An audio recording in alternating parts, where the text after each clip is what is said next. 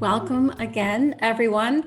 We are so glad to have you with us this afternoon or this morning, depending upon time zone. We have a number of states across the country with us today. And we're so glad you're here because it means if you're spending time with us for the next 30 fast-paced minutes, you care about your high schools. There's so much information available now. Many researchers are talking about the right drivers and the most important fundamental things that we're able to do to really predictably put in place high performance as high schools and have that be sustained success. So with that, I am with two very talented colleagues and I will have them introduce themselves. Good afternoon. I'm Betsy Connors, and you can see a little bit about me on that slide. But what I want you to take away today is knowing that I was able to implement 2 New York State early college high school grants. So I can honestly tell you I've done some of this work as well as a national Pell Grant. So I'm hoping today that as we speak, you'll really be able to have some firm takeaways of some things that you can do for your school. Hi, everyone. I'm Sam Feeney, and I've worked on the front lines as a teacher and a counselor and an academic intervention specialist in 5 different public schools. And I've really enjoyed, as my kids get older, my oldest turns 11 this month, I've really enjoyed adapting that mindset of the other people's children, which is an awesome idea. And then you realize when you have your own kids, this is really what I want from my kids, and why don't I want that for everyone else's too? So it's at the forefront of the work we're doing. Great concept. You know, as we're sharing information, I think one of the things that we're most proud of at PLC Associates, I remember when I had the opportunity to present to our top governance group here in New York State, which is the Board of Regents, and we were looking at graduation rates across a number of districts and particularly subgroups who were achieving amazing graduation rates for the subgroups plus the all student group. And one of the regents asked a really compelling question at the end of the presentation. And he said, are we able to replicate these practices? And the answer is absolutely yes. You probably have all seen some of the information coming out of Johns Hopkins, looking at the particular fundamentals. Much of what we have to share today is in alignment with that. And being able to work on, as Michael Fulton says, the right drivers. So off we go, and we're very excited to share these fundamentals with you today. So first, we want to be as active as we can going through our session. We'd like to open up the chat box. We see folks have already been chatting in there. And our first question is, we're talking about high performance, and you see Tim Westerberg's information and his text here. How would you currently characterize that? How would you measure it, assess it? What does it look like? Academically, behaviorally, culturally? What are some of the kinds of things or characteristics that you would put in that arena? So if you could, please enter into the chat box. What do you think?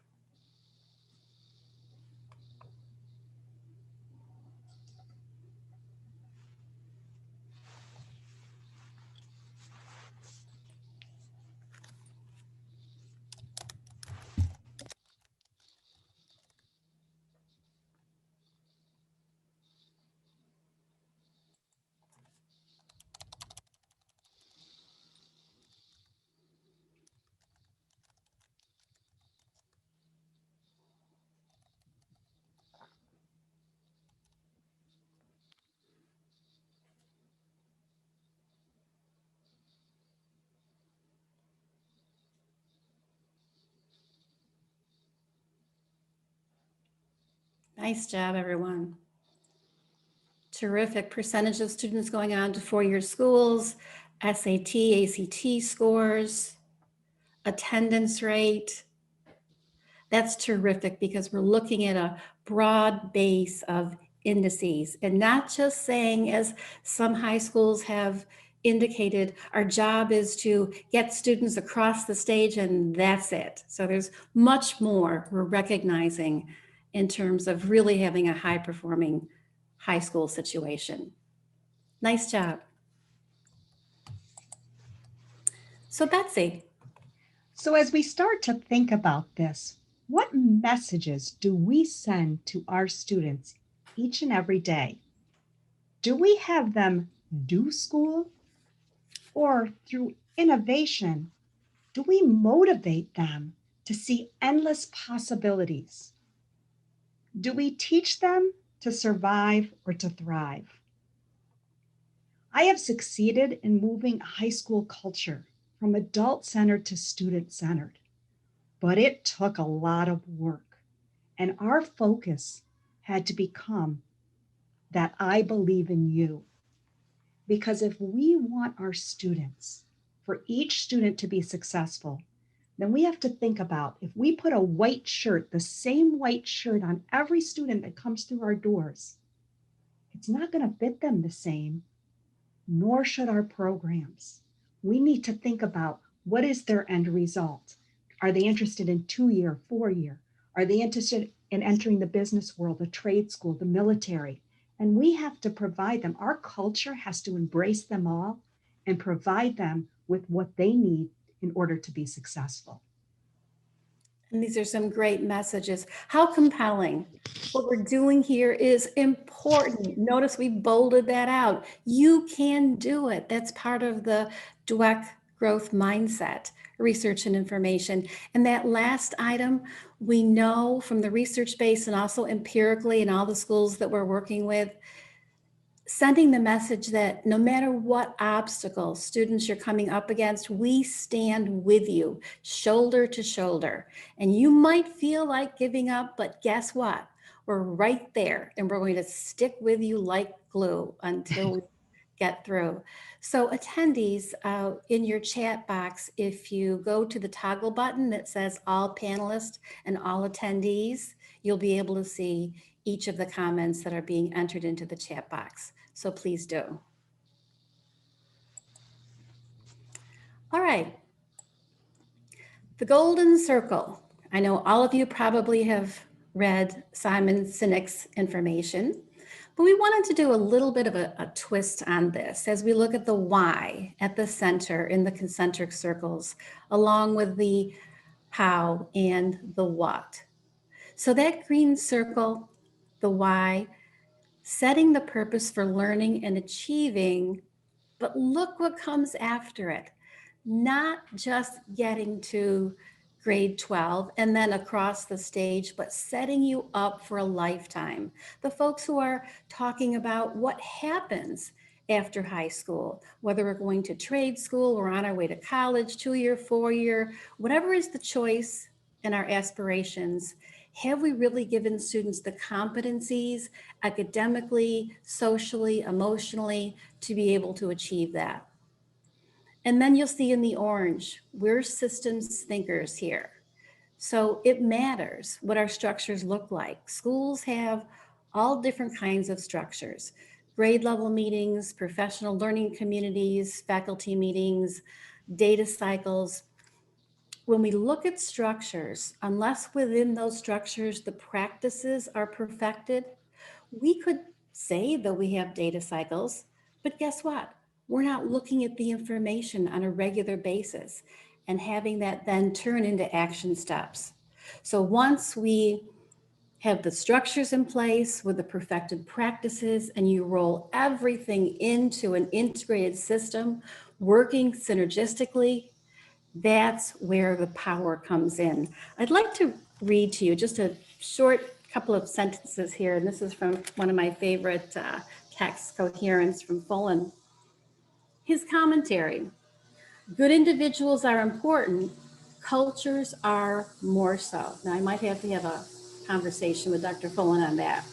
As you will see, if you want to change a group, an organization, or a system, you actually have to focus on the culture as well as the individuals within.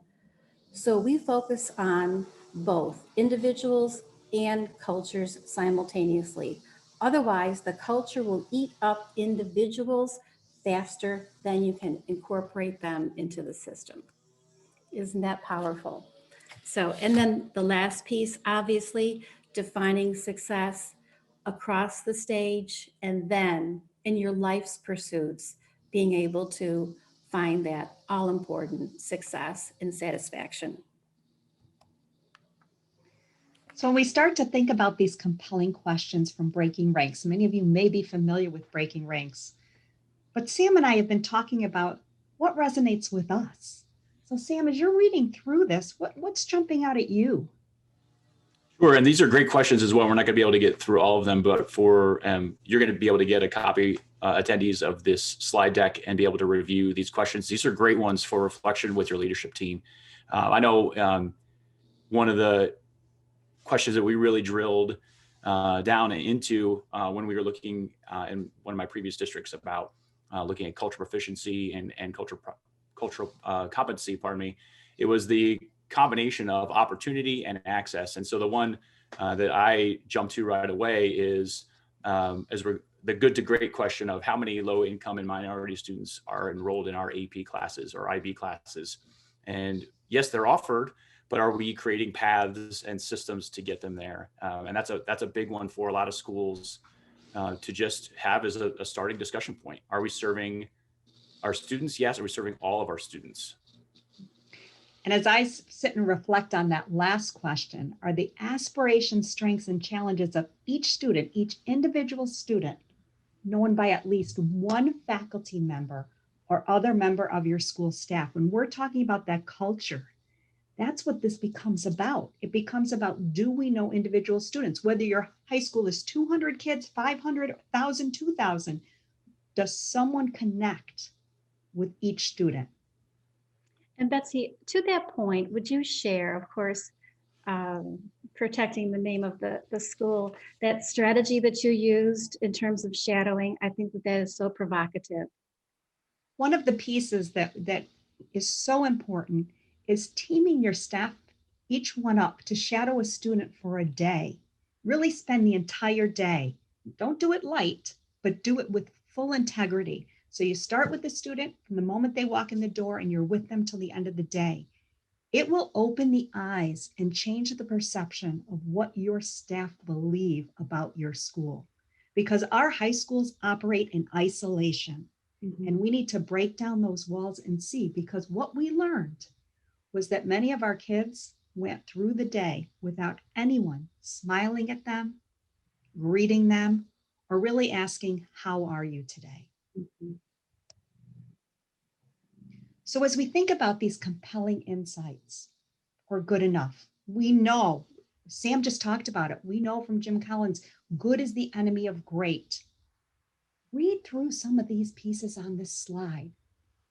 Currently, only 46% of students entering 2- and 4-year institutions complete on time. Think of the cost associated with that for our families.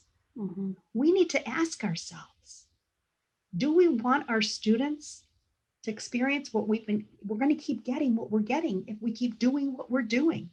Mm-hmm. The high school of today, when you go out and walk through your high school, those classrooms, many of them are still sitting in rows like they were in 1950. But look at the workforce around us.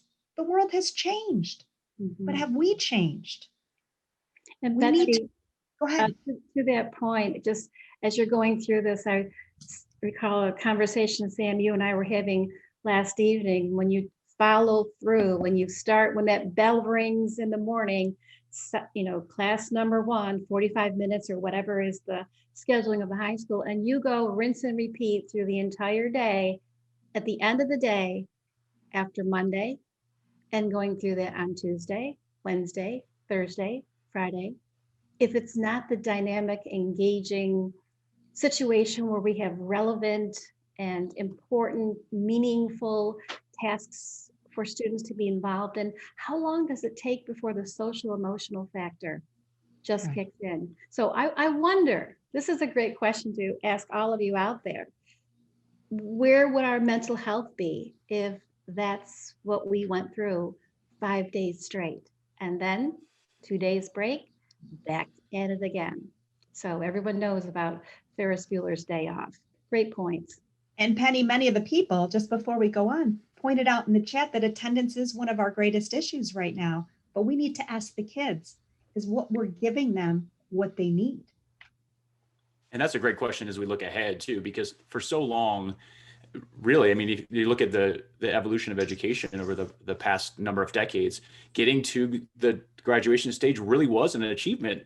You know, not too long ago, it wasn't that many of our students who were where graduation was expected. But now it's really shifting. And for a long time, we've been able to kind of be off the hook as schools and say, well, whatever's going on the next, to the next stage, hey, good luck to them. We hope we've prepared them, but we really don't have a way to track it. We don't really have a way to measure it. And so we're kind of off the hook on measuring our kids' post-secondary success. But more and more that's changing. And this has been coming for a long time. And I think those of you who studied the work of John Gray from Penn State as well with Other Ways to Win, the picture he was painting was 2025, right? Georgetown's following up with some of this educational data as well. We knew this was coming, where more and more education was going to be. Our definition of college has changed, as Betsy went over. It's 2-year, 4-year, it's some sort of post-educational or post-secondary training. But if we're not preparing them for not only the types of programs, but even just the self-awareness and the drive to be able to go and complete those programs, we are setting them up for failure. And that's where I think we really have the greatest opportunity to be able to help our students and really empower our faculty as well. The exciting part about, Betsy, what you were talking about earlier with your teachers, is every kid known by someone in your building? And what's fun about that from a teaching standpoint is actually the effect that it has on your teachers. Exactly. Because they're engaged, it becomes a human-to-human interaction. And that's, in a lot of ways, there's been a shift away from that, especially at the high school level. And Randy is from the chat box asking a very important question. I hope you can all see. Are we giving faculty all they need? I don't think so. When we look at the state of professional learning, and that's a term that we use now at PLC Associates, no more archaic professional development. I mean, raise your hand, as I said in a webinar last week, if you would like to be professionally developed. That's a negative mindset.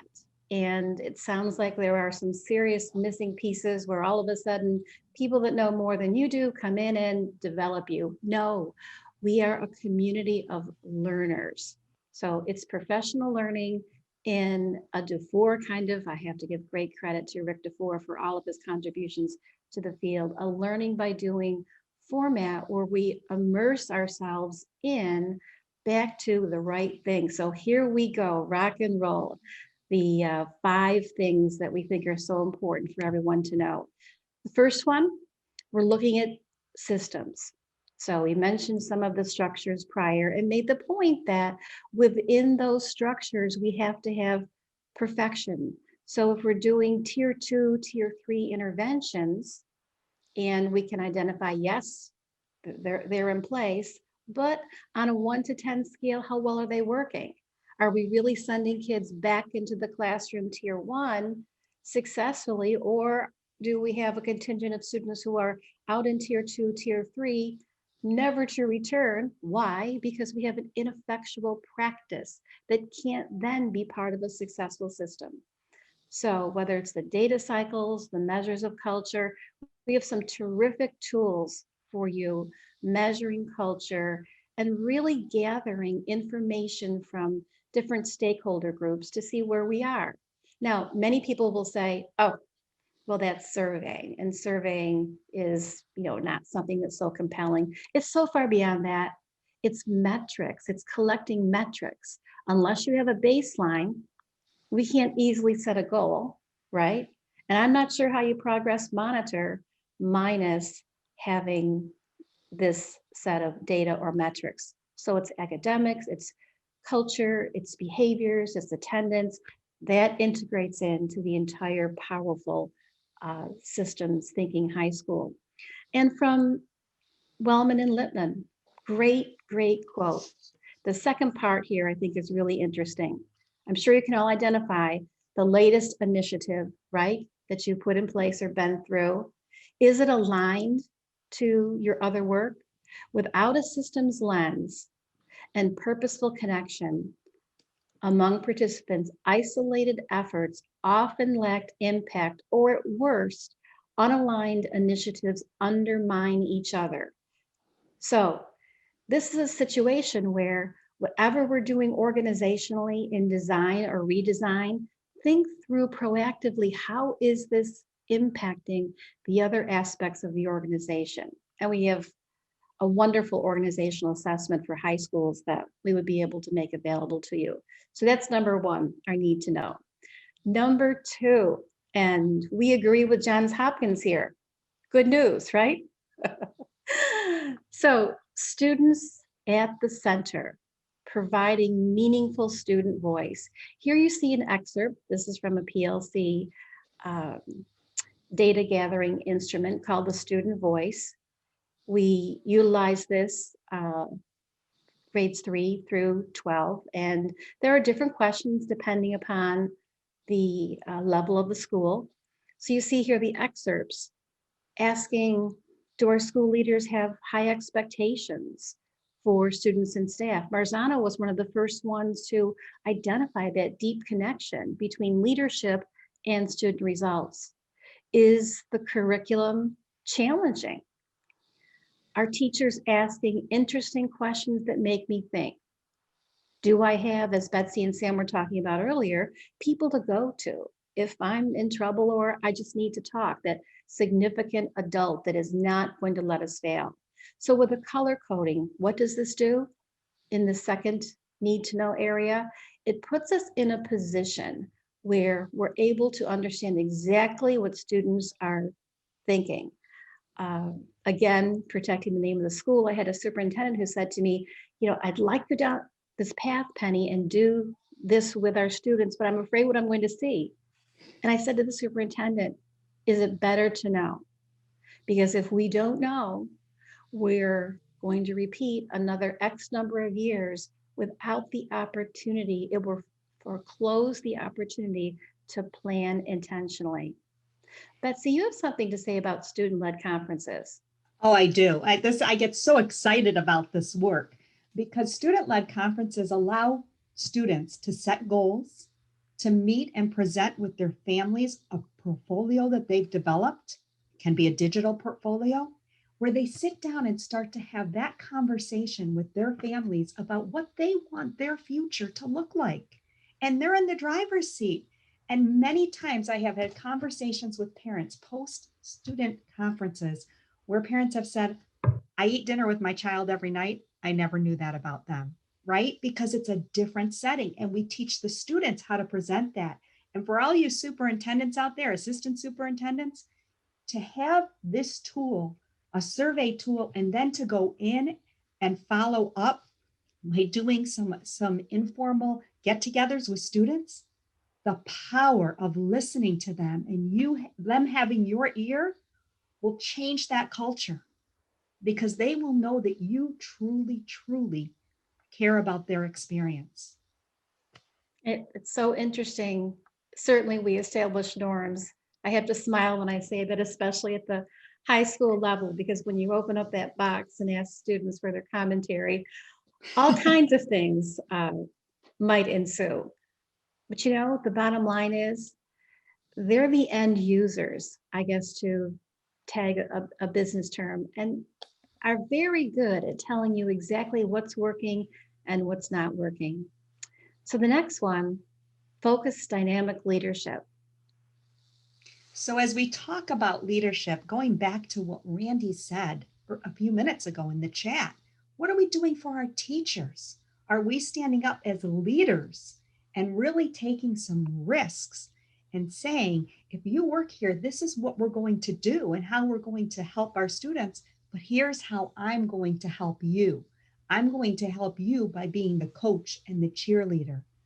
So what Sam and I want you to do right now is we want you to think about what is the greatest challenge that you're facing in achieving a high-performing school. And what's great to note about that too, Betsy, is by whatever definition you were originally thinking, right? Because if it's your school and you're driving that vision, what are the roadblocks that are there for you? And if you're including the post-secondary success in that as well, which we hope you are, just given, how we are really taking the mantle of responsibility for our students after they graduate as well, at least to have prepared them. If that's the case, what might be tripping you up there as well? We don't have time to be able to review those questions right now. We want to honor your time, but we're going to be following up and asking you those questions because we want to know. We want to know if we can help and provide those resources. We want to be able to not just pose the question, but be able to have you feel empowered to be able to answer it as well. And that's a great point for all of us attending to know. It isn't just identifying these 5 areas, but behind every single one of them, we have, it feels like almost endless protocols, tools, offerings, programs. So it's not just engaging in conversation after conversation after conversation. Again, one of the things that I'm so proud about with regard to the company is the protocols are there. So we're able to fast track it. I'm thinking of a high school we worked with recently and took them through our leverage leadership inventory. There are 25 competencies in the inventory. By the end of the academic year, we had 90% of all school leaders at the proficient or mastery level. Now, why did that matter?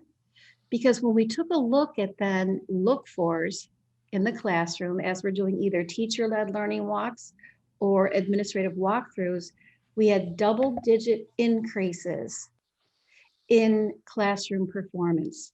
So some of the things that you see here, these major areas of ownership of learning, the question that was in the chat box around faculty competencies, have to have the precision of pedagogy here. How many strategies do you really have for student engagement? Do you understand complex questioning and the critical importance of the verbs that we're using, whether it's Bloom's or Webb's depth of knowledge or Costa? Targeted feedback, a lot more than just great job.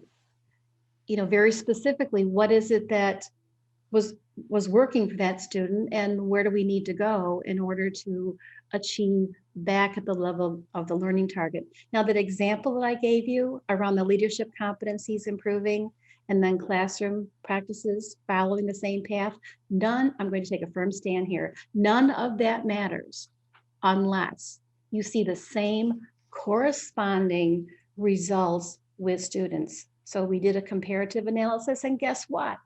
The formative assessments done quarterly matched. So we had alignment between, or among rather, what leadership was doing, building their competencies, the professional learning that we were offering to classroom teachers. It was changing in a heartbeat. We can change classroom practices in a day or two. You'd be amazed by the way in which we present and then coach people through. All of that connecting to the formative assessments, which were on that upward trajectory. Those formatives then matched exactly to, guess what? End of year results. So we were able to predict, based upon where students were, whether or not they're going to make it through at year end. Very, very powerful. So as you look at these things, and I know we're about 4 minutes out, precision in pedagogy. I'm going to pick up a sheet here that has to do with checking for understanding, and one of our, again, metrics that we use. So checking for understanding, it's a global term. We all know what that means. But here are some of the nuances. So teachers, faculty, leaders, do you know how to establish success criterion against the learning target so students will know that they've arrived? Are you, in checking for understanding, honoring David Seuss's 10-2 rule, where we don't go more than 10 minutes before there's some kind of student reflection? What about the protocols that we have available? We know, EL education posts probably 50 protocols. So those are drivers for student engagement. The point that I'm making here in precision of pedagogy. And number 4 is not just looking at the major area, but having a deep, deep, deep, deep understanding empirically what works in schools and what all those amazing researchers like Marzano, like Tomlinson, I mean, we know the list, have said about what works. You'll hear a little bit later, but a preview, I guess. We're able to now, at this point in time, practice the no guessing rule. There shouldn't be any guessing. It should be a strategic, intentional, we know what to do, we know what the drivers are, we know how to do it, we've built the systems, able to go in and overlay where there are gaps in our high school settings. Sam?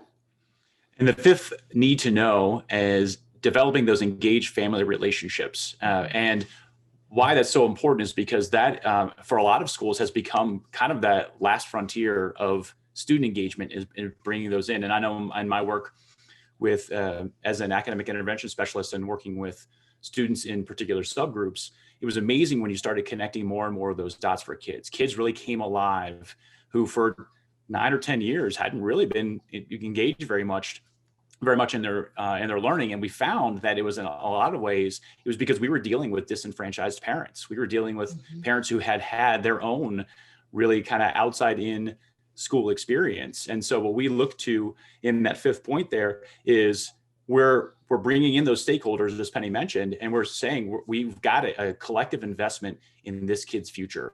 And let's pull together what we can to be able to support that child. And so what we see for no longer looking at high school as the graduation as the ultimate point, but really looking at commencement as the beginning, right? To be able to say, we're going to be able to give students access to planning and preparation for their students, engaging their families in that as well. Because at the moment, a lot of our students are successful because their parents are engaged or because they know somebody, they're able to work the system. We want to really demystify that system for our families and be able to really have an open door policy and examine our policies and find out which ones are inadvertently causing those obstacles to success after graduation. We want to be able to help kids identify their aptitudes and not just their interests, because that's limited by their exposure, right? We really want to help kids dig into their inherent talents and abilities and help foster those. And we really want to be able to, if you're looking at helping families pay for school, helping families know how do I afford getting my kid to this 2-year program, this 9-month certificate program or beyond, we really need to work on this. And the federal government's starting to move a little bit, but it's still the alphabet soup that's keeping families, it keeps them at arm's length of being able to engage in that system. And so we're not saying that schools have to be the end all be all for that, but they have to be aware of the problems and they have to be able to provide the resources, either say, here you go, or be able to say, this is something that we do as part of our programming. All of those things keep kids engaged, and all of those things keep answering that eternal question as they sit in freshman biology or 11th grade English, and they say, why am I doing this? The context, when the context is there, then the content becomes relevant. And that's what we really need to do as schools. And that's one of the reasons why, obviously, we've connected with SimpliCollege. Sam is one of the founders of SimpliCollege. And what's so wonderful about it is that it provides user-friendly information for parents and families and students to help navigate that path. So we're leaving you with, as we're at our end point here, thinking creatively as you go back and you're working with your teams, ask some questions around those 5 need to knows. They are very much predicated on research. Think about the fact that we're saying no guessing rule. Do we really have all of the elements in place that are going to cause this great success mission to occur? And where we started, remember when I was mentioning being able to present to the Board of Regents in that compelling moment, you could hear a pin drop in the room when the regent asked, can we do this? Can we replicate all these practices? 1000%. And the proof of concept, all you need, and we have a lot of schools who are doing it, all you need is just one, to prove, regardless of demographics, regardless of situation that's occurring, challenges, COVID, right? We have the capacity to push through, but it's the right drivers, the persistence, the determination, staying on that track and staying away from the kinds of things that maybe sound great, but the real question is this having a measurable, observable impact on the school, the students, the culture, the staff, and therefore success in high school and beyond. So we'll stop there. Thank you. Follow us on LinkedIn, Facebook. Go to the website. There are lots of materials there, as well as a free assessment that you can use to take a look at your current situation with regard to technology and the integration of instruction. So I thank my colleagues, Sam, wonderful, Betsy, I appreciate, and to all of you, thank you so much for what you do for our students. Thank you.